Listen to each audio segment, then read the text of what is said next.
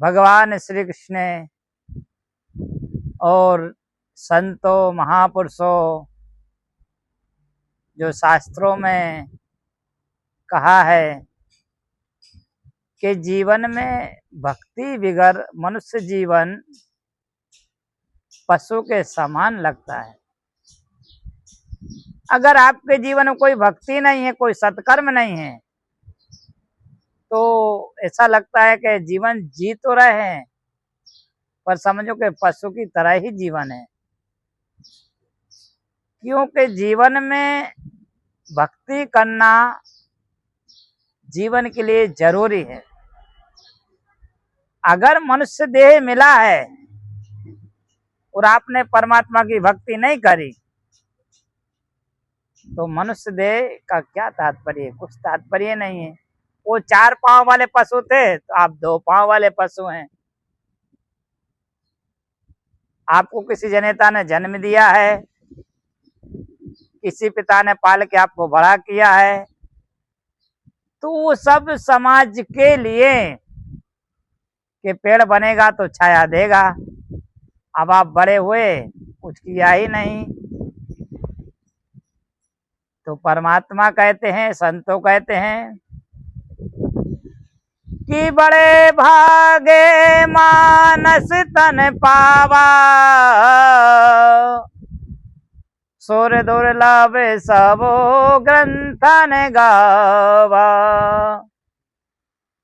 बहुत जन्मों के पुण्य प्रतापों से, बहुत हजारों जन्मों के पुण्य प्रताप से आपने मनुष्य का देह पाया है।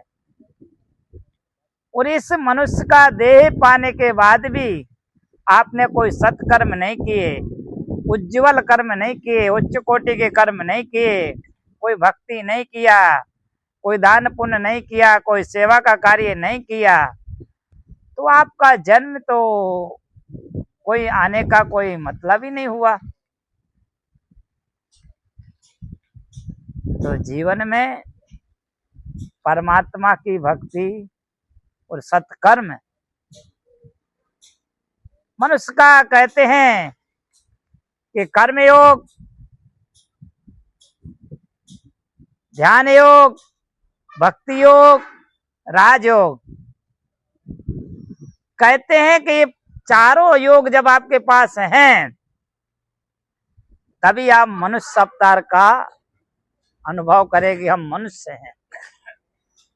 अगर आपने कोई सत्कर्म नहीं किए, सत्कर्म करते तब कर्मयोग बनता है, जब सुख सुविधा भोगते हो तब राजयोग बनता है,